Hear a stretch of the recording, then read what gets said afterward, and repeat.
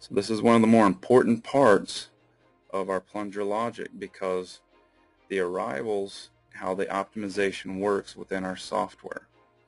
So what dictates a slow arrival, what dictates a fast arrival, what dictates a non-arrival. Because where it falls within that window dictates how we will tune. So as you can see, if we don't have good input data, then the plunger control logic won't control correctly. So good data equals good controls. So as you can see here, this kind of dictates if we have something that is a throwaway run that we know the plunger never reached the bottom, then that's classified as a minimum run. We will not tune on a minimum run in the plunger logic. It will be a throwaway. In the fast section, if we see fast arrivals and we have optimization enabled, then we'll try to slow down that next arrival to get it into the normal window.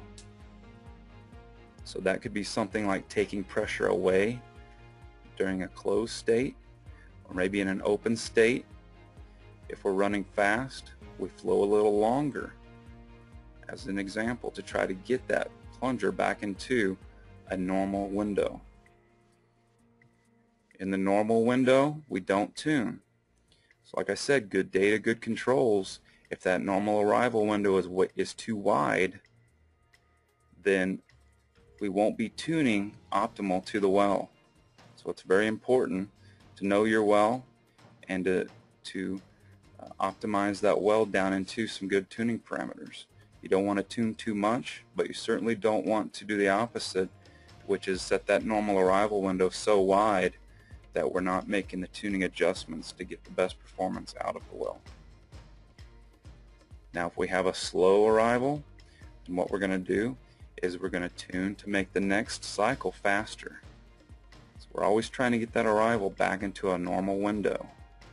So that could be something like adding more pressure in a closed state, or taking flow rate away, raising the flow rate set point, to try to get the next arrival in faster. Maybe not flow quite as long, and then try to bring it into a normal arrival window.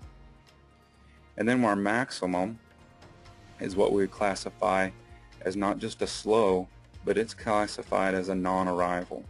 And so in our tuning parameters, that's where the plunger fail factor tune would come into play, where I wouldn't just take a typical tuning step to get back to a normal arrival window. So I'm going to actually maybe even double what my typical tune amount would be to try to get back into a good controlled state quicker. So we set these arrival windows here within the State 3 Arriving tab.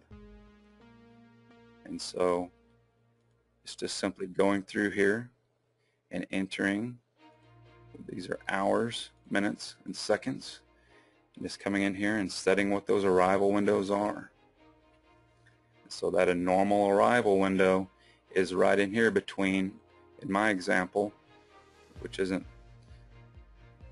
realistic, would be between 1 minute and 30 minutes would be what would be classified as a normal arrival window in my simulator here.